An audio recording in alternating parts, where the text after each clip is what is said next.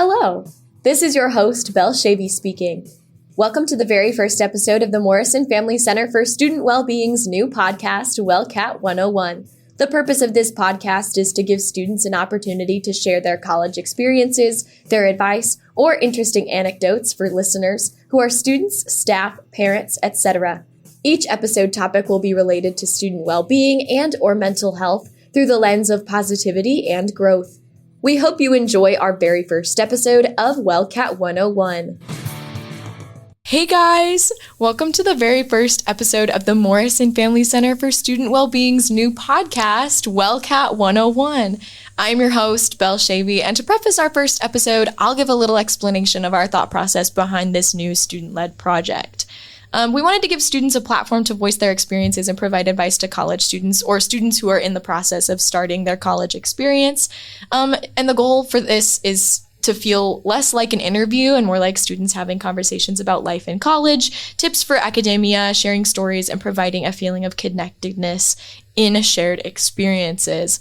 I don't want to shy away from conversations that may venture into heavy topics. However, each episode will end on a positive note because leading with positivity is always a great way to go. So, without further ado, here with me today as guests on our very first podcast is... Oh, I'm saying my own name. Yes. Okay, my name is Emmett Spaw. I'm a junior in theater. And I'm Kieran Boeger. I'm a junior in psychology. And I am Belle Chavey, and I'm a sophomore in theater and psychology. Whoa! I didn't tell you guys that. I just declared a second major in psychology. Oh my gosh, we're twins. Yes. Okay. So to kind of start us off and break the ice a little bit, Emmett and I know this because Emmett is on the K-State Theater Organization board with me. We always start every meeting with like an intro question. So my intro question for today is, would you rather be able to speak every language fluently or understand every animal sound? Mm-hmm. Can I ask a clarifying question? Yes, always. Am I capable of communicating back to the animals? Like, can I speak animal?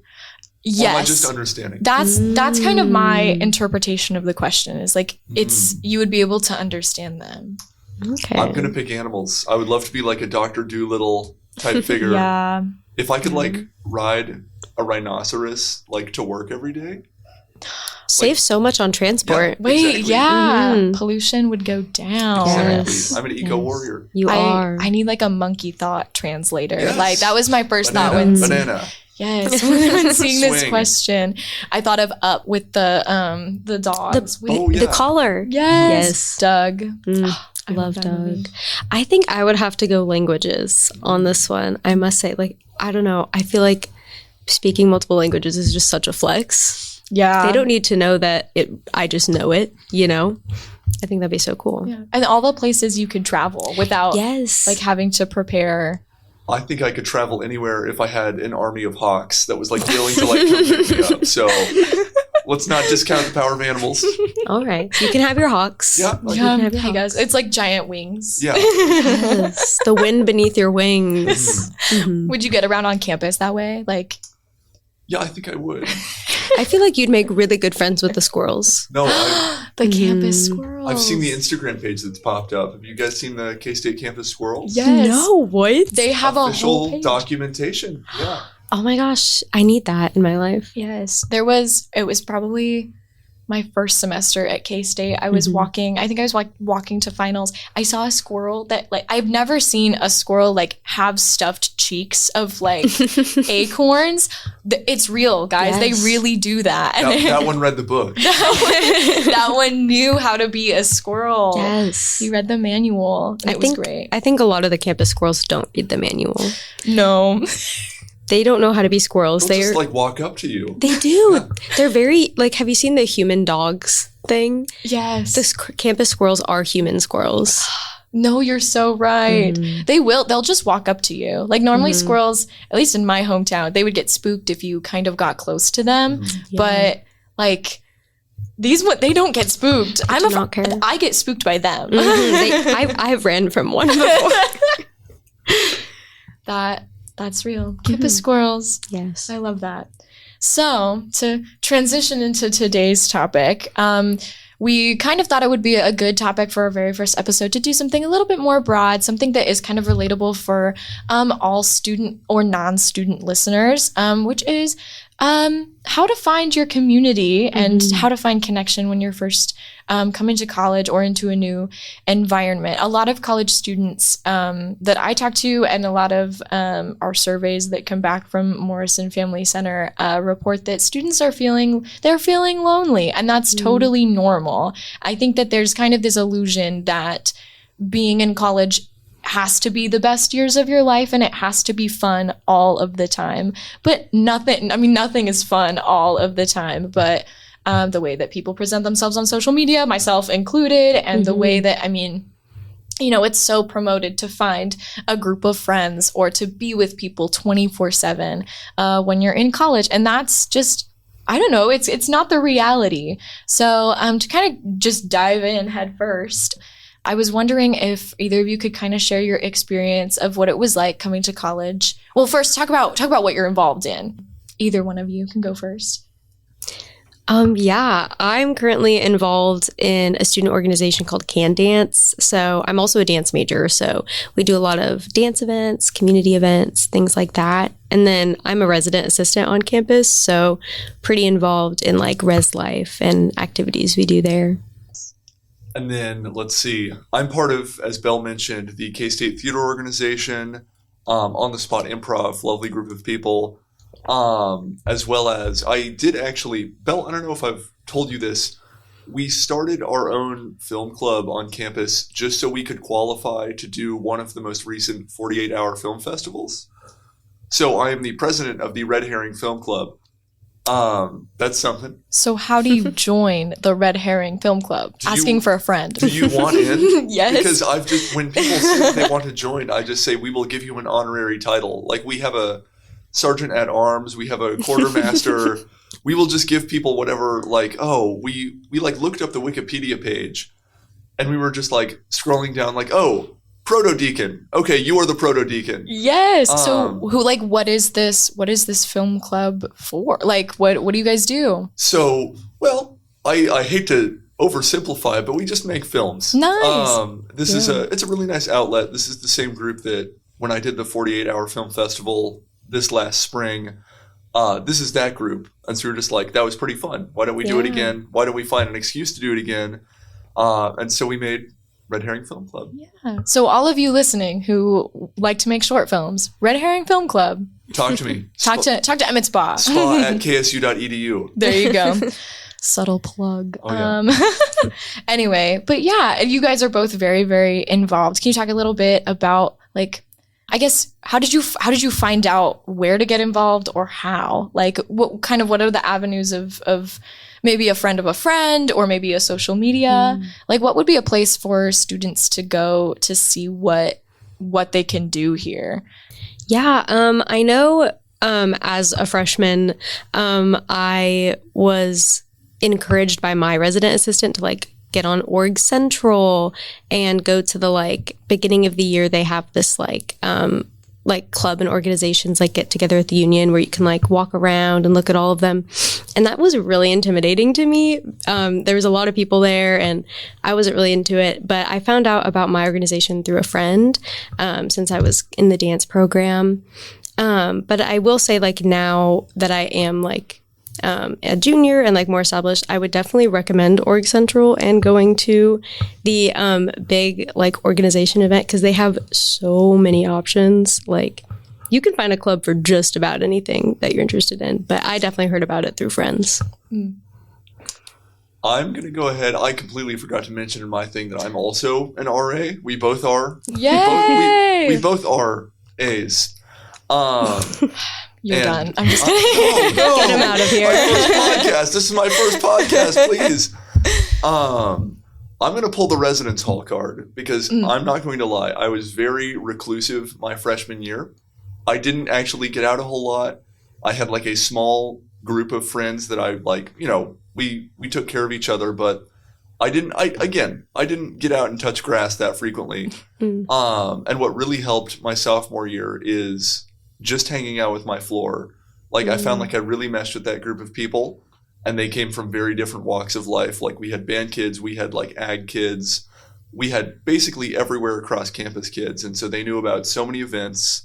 And I will throw in a disclaimer. You might not mesh with your floor, but there is nothing stopping you from finding another floor to hang out with, which is something that I know a lot of my floor people do, something that I did last year just because I really enjoyed seeing the different groups of people that you find in residence halls. So I don't know.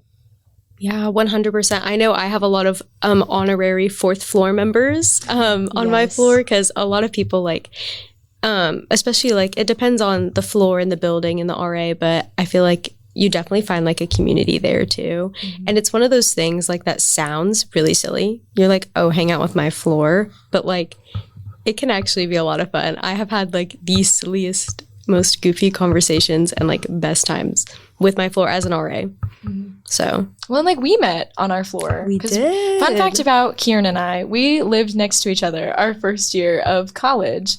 And our floor was, we lived on the first floor of Marlatt, and first floor doesn't have a lobby which is kind of sad because it's just the entryway. Yeah, it's just the entryway. So you could hang out in the doorway. Yeah.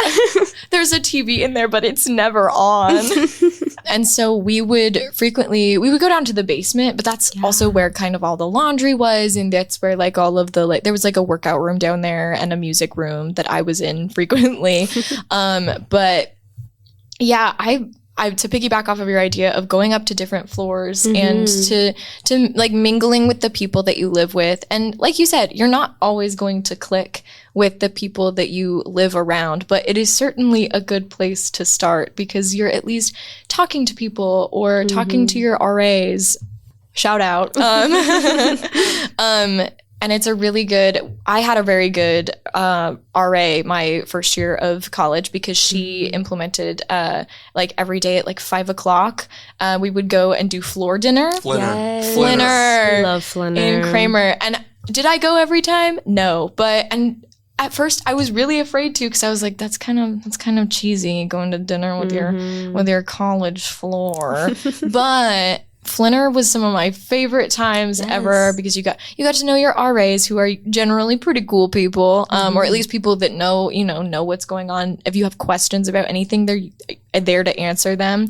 And also eating alone in the dining hall can be really intimidating. That's something I was really afraid of, it seems like a silly thing to be afraid of, but I know lots of people who were scared to eat in the dining hall by themselves. And so you never had to eat dinner by yourself. You always had conversation. And most of the people that I ate floor dinner with, I didn't really see outside of floor dinner, but it was still fun to go. I went with my roommate. But if you're someone who maybe isn't that close with your roommate or doesn't have a roommate, you have people to eat with and you can go. That was some of my favorite memories doing that. And it also encouraged making that time and space to eat dinner and to have that time to just sit and not do homework, because that was another thing that I learned when coming to college is it's hard to find times to do simple things like eat or take a break, and instead of just feeling like you have to be running around all the time. So yeah, that's a really good suggestion of a good place to start is your residence halls. But I wanted to talk to Emmett about on the spot, because you said that you were quite someone who wasn't the most outgoing. For those of you who don't know, Emmett can explain a little bit more. On the Spot is the improv group here at K-State. And the premier. Or at least I think we're the only group on campus. Please, someone can fact check this podcast if I'm wrong. Yes, we'll have it in the corner.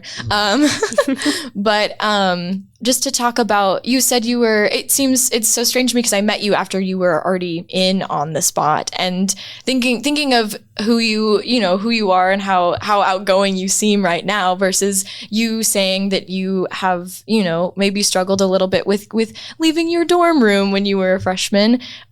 Maybe talk a little bit about that. Yeah, I'll say my first year, I was not, I don't know. I'm similar to who I am now, but like back then I definitely just had my roommate. Shout out Zane Pearson.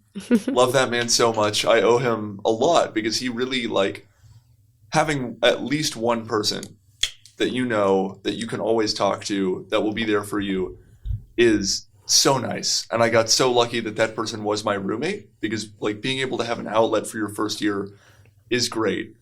And so I don't know, that was before I met my department, I had that little 2-person community in Moore Hall, floor 2. But yeah, I tried out for On the Spot the first time, was rejected. That's where my villain origin story started. And villain then arc. Yeah, Emmett's a villain. Fun fact. Oh, absolutely. Very malicious. Yeah, but then I don't know. I don't know quite how to detail my own process of how you grow, because I think that's something that's very difficult to quantify. But I don't know. I learned to interact with my department, which I think was so helpful, because I sort of had the idea of like, oh, I go do classes here and then I'm gone. When I absolutely had the time to go hang out with the people in my department, and it's only about, I don't know, 3/4 of the way through my first year where I realized if time allows, it is so much fun to just go spend time with the people who are in the same major as you. Like, if they're also there, they're going to be like-minded. And so, I don't know, meeting the department and being able to start working with them on stuff was definitely a pivotal experience, because I know, like, as a playwright, I do so many just, like, project-based things throughout the year. And having that support system of my department has been super helpful. Yeah, that's a good point. Kieran, do you have any, I don't know, advice isn't the right word, but talking about like, it's sometimes difficult to have those people that you see in class and then ask them to hang out outside of class, especially when when you're new and you don't know anybody. You're like, me and this person get really, we vibe a lot in class together. Yeah. And so how do you transfer that to outside of the classroom? That's such a good question. I know it was definitely a skill I still work on, but definitely had to grow with. I know, like my dance, I think what you said about growing with your department is so important, because now I'm so close to my dance people, but I was not at first. Like, it took me a while to come out of my shell, which is crazy, because outside of dance, I was pretty social even. And so I think a lot of it for me came with like learning how to spend quality time in the studio or in the classroom with them, like listening to them fully and like responding to them fully, if that makes sense. And just getting closer with them in that sense. And I think an important thing to realize is like the worst they can say is no. And so the worst that can happen is you're just not hanging out with them like you were before. But I think one of the most common things I see now, especially as an RA, is a lot of people want to hang out and want to talk, but no one wants to start the conversation. And so if you can be the person to start the conversation, 9 times out of 10, you're solid, you're golden, and you'll be able to hang out and like form a really good bond with someone.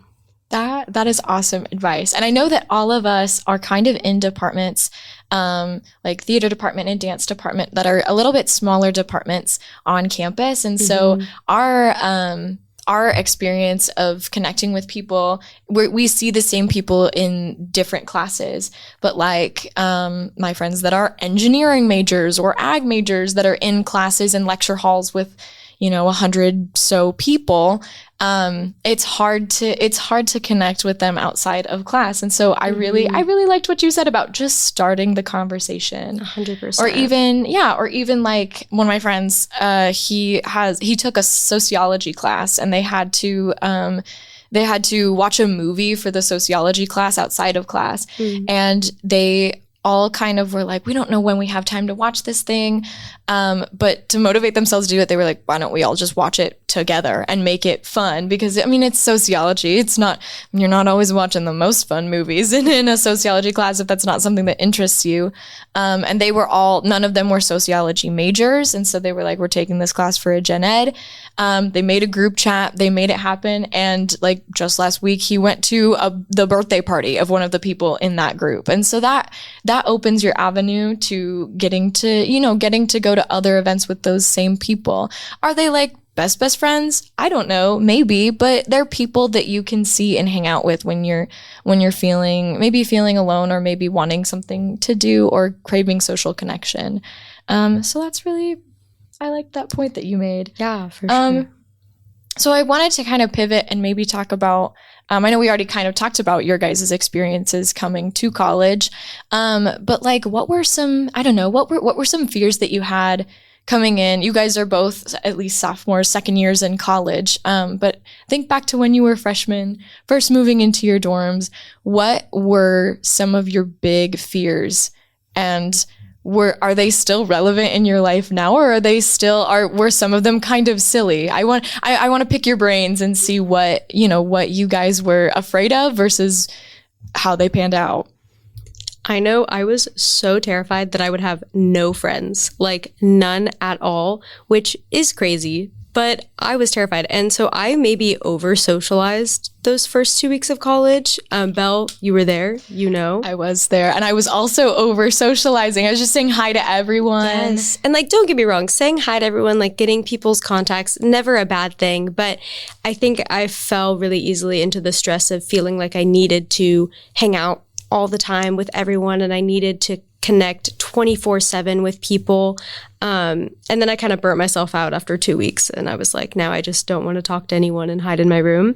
Yeah. Which was difficult, but I think like eventually finding the people who stuck around and who I didn't have to reach out to first anymore, who would still come talk to me. Like, I think that's where I found the people that I wanted to spend my time with. So eventually I found my friends, and I found the group that I still call my friends today. Yeah. And that takes time. Mm-hmm. That's something I also noticed in myself, is that, again, there's this, for some reason, whether it's social media or High School Musical or, movies and media that depict the way that college is supposed to be, or that even high school is supposed to be, just school, that you're supposed to, that you immediately have a group. I mean, no, you know what I mean? Mm-hmm. All of it's like the Breakfast Club. There's always, everybody's got a group.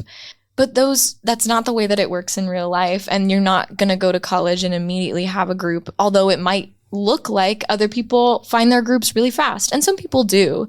But a lot of the time, it's a maybe more common experience for it to be maybe you don't have a solid group for the first couple months of college, but then gradually, the more you get to know people, the more you hang out with people, then it kind of just does become normal for you to hang out with the same people. And you can always branch out and meet new people. You don't have to stick to the same people you meet the first 2 weeks of college.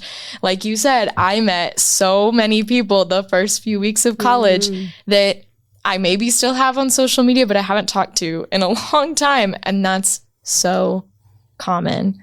And there definitely is this really weird expectation that like almost every college student comes in with, that you touched on, Kieran, which is that you just need to throw yourself at every single opportunity that comes your way in like the first month, which is something that I fell victim to as well. And then I sort of learned I don't need to take this like at a rapid acceleration the second I get to college. I can pick up incrementally what I want to do. So it's like, I'm going to start hanging out with these people. I'm going to do this club. I'm going to do this activity, because I also rushed into everything, and I was like, I have 25 hours scheduled in a day, and it just becomes too much. So I feel that. Real. Yeah. What were some of your fears, anxieties when coming to college? Oh, that's why I piggybacked off of Kieran's answer. It was that one. I don't know.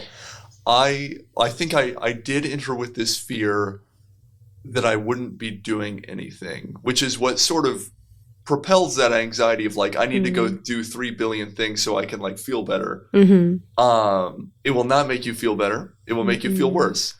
And so, I don't know. I was scared that I wouldn't have, I don't know, it sounds silly. I was scared I wouldn't have enough to do. You definitely will, because I mean, the wonder of college is you get to pick your workload to an extent. I mean, if you're in like architecture, hey, hate to break it to you, you're going to be spending time at studio no matter what. You're going to be in that studio at 3 a.m. Oh, yeah. 100%. I have an architecture cat community on my floor, which has been really interesting. How are they doing? it's project season. They routinely get back at like 3 a.m. And At say least like, they're in it together. Shout out all you listeners who are architecture majors. yes, We see you. M3. We know. Seton people. I will say it is really nice. The architecture community, they will get back at like 2 a.m. and then they'll be like, we want to watch movies. And so sometimes I'll like hear something from the lobby and I'll go out there at like 4 a.m. and they're just like watching Jurassic Park or something like that. And I'm like, hey, if that fits with your schedule, honestly, I'm glad that you found a group that will watch Jurassic Park with you at 3 a.m. Real. That's such a good point of like your community can be people that are in the same classes with you. And it doesn't have to be like your normal conventional of like, because I feel like it's a common feeling to feel like you don't have time to have friends. Mm-hmm. And that might be why, making friends with other people who also feel like they don't have time to have friends, if the only time you have to hang out is 3 a.m. and you find other people who also only have time to hang out at 3 a.m., then hang out at 3 a.m. What's stopping you? What is stopping you? It's all a balance. Like, girl, if you need to go to bed, go to bed. Yes. But like, if you can spend 30 minutes yapping, yap at 3 a.m. 100%. There is, my freshman year, my roommate was, she was a journalism major and I was a theater major. I was a musical theater major doing lots of productions. So, and a lot of the rehearsal times are in the evenings, I was spending a lot of time and hanging out with a lot of people who were in the same productions, but I was spending a lot of evenings with them. And it was hard to sometimes find time to hang out with her because we were good friends. And it was difficult to find times to spend time with her because she would be home in the evenings and I wouldn't be home in the evenings.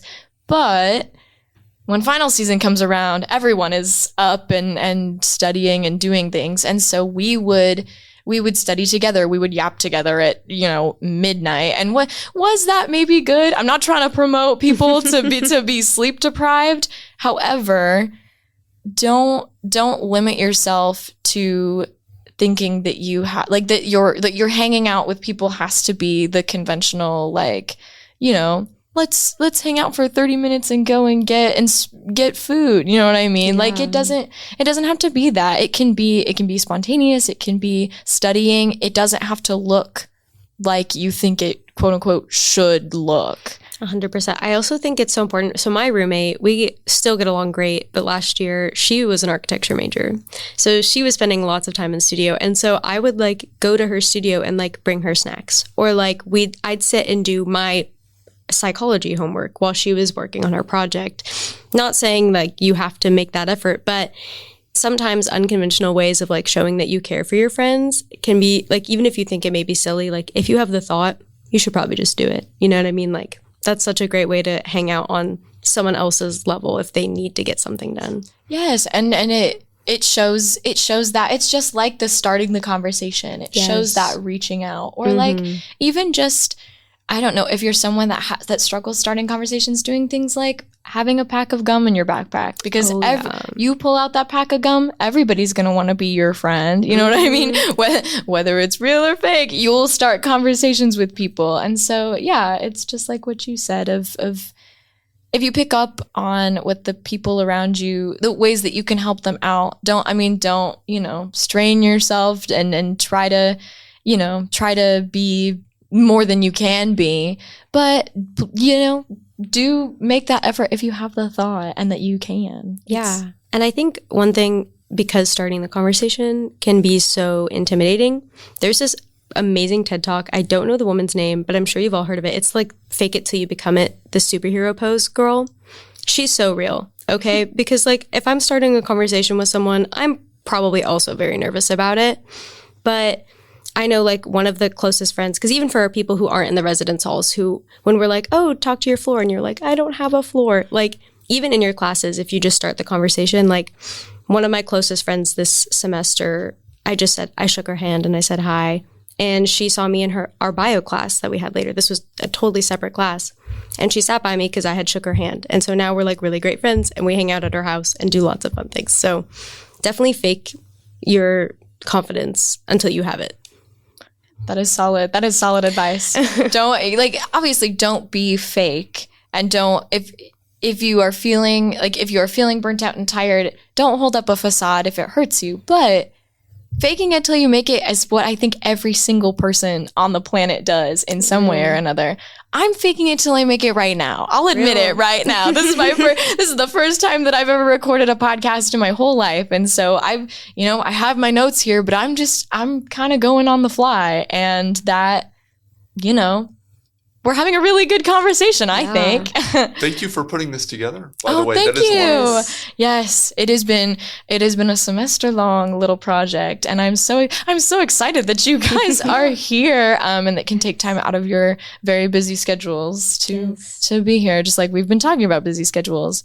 The last thing I kind of wanted to touch on was I really liked what you spoke about balance, Kieran, of just like going to college. I'm someone who is introverted more so than extroverted, and I find that when my social battery, I had to figure out ways to recharge it when I came to college. So like when I say social battery, it means just kind of like when you're in public and all of a sudden you feel yourself losing energy, you can't really think thoughts, you get kind of overstimulated. Maybe it's hot in the room, maybe it's cold in the room, and you're just like, I cannot be around people right now. Yeah. Some people have never experienced this feeling, but many people that I've talked to experience this feeling for the first time when they come to college, because if you're in a dorm and you have a roommate, you do have to be around another person even when you go home, which is uncommon for a lot of people before they come to college.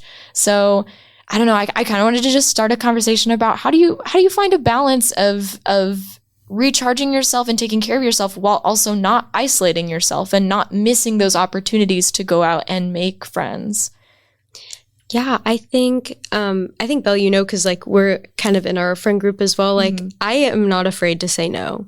I think when it comes to hanging out, and that's a skill I had to learn. And I think I've learned that just because even though I am a very extroverted person, my social battery runs low. And I think a lot of us extroverts, maybe that's something that's not talked about because you seem very social and no one could think like, oh, you get tired of people. But I think one of the biggest things that helped me was my roommate and I were very communicative. Like one of us would come in and we'd be like, no one can talk for 20 minutes. And phone in bed time. Yes. If you need to talk, go somewhere else. You know what I mean? But I think communication is so important, especially if you have a roommate. And if you don't have a roommate and it's just you, letting yourself take a break, even if there's homework to do, even if there's a party to go to, be late to the party. Do your homework in 20 minutes, set a timer, give yourself time to do what makes you happy, read that book, watch that YouTube video, stare at that wall. Yes. Take a shower, eat. I feel like it's so important, especially for my planner girlies, put break time in your planner. And then you can get the dopamine hit from scratching it off your to-do list when you're done. Yes. I was going to say making time for yourself is a big one because I'm also very extroverted. And there are so many times where I would just love to be talking to 20 people at once. And then there are also times where I just want to go rot in my bed for an hour. And so what you said about not being afraid to put yourself first is so true. I mean, I always think to myself, I'm like, oh, I feel like I'm wasting time if I take an hour or so for myself. But then I think everything is still going to be there by the time I'm done. Yes. No matter how much time you need to take for yourself, the world will still be there for you when you come back. Yes. And not feeling guilty about taking that time. That's something that I've struggled with a lot since coming to college with, you get to choose your workload, but I often overestimate how much I can do. And so do not ever feel, if you take anything away, listeners, from this podcast, do not ever feel like you have to say yes to everything. You can say no. You can set those boundaries. Ultimately, this entire episode, we've talked about community and connection, and a lot of connecting with people and building your own community involves social interaction. However, what you don't see is that it is all a balance and that not everyone all the time is being social, having fun, going to that party, going to that club, having, you know what I mean, going to that club meeting, having all of that stuff, that all of that also requires a balance of taking care of yourself. And I think that that's the main idea from English class of this episode, and main takeaway is just that although finding your community can be a really, really difficult thing. It doesn't have to be, but it can be. And it involves being a little scared, putting forth a little risk. But as we've talked about today, usually that risk, 9 times out of 10, you will find someone with a common interest. And even if it's that 1 time out of 10 where maybe you get rejected and maybe someone tells you no, the worst they can do is say no. Mm-hmm. And it's not, it probably doesn't mean anything about you as a person. And it doesn't mean that you're a bad person. And it doesn't mean that nobody will ever say yes to hanging out with you. Yeah. So, but going out and interacting socially also does require you to take that time for yourself and to not feel guilty about taking that time for yourself. Because if you say no to plans one time, chances are the next time they'll still invite you. You know what I mean? Yeah, it can always be like a, hey, not tonight, but maybe next weekend. Or, yes, hey, let's meet up. Let's check back in a few weeks, like kind of a thing. It can always be a, not right now, but definitely later. Yes, absolutely. Well, I think that we have kind of covered all of the topics of what we think relates to community and connection. Thank you both so much for being here, taking time out of your day to be here and coming and being confident and doing something a little bit out of your comfort zone. Yes. So I thank you both for being here, and I really appreciate everyone listening, and I'll see you next time. Bye-bye.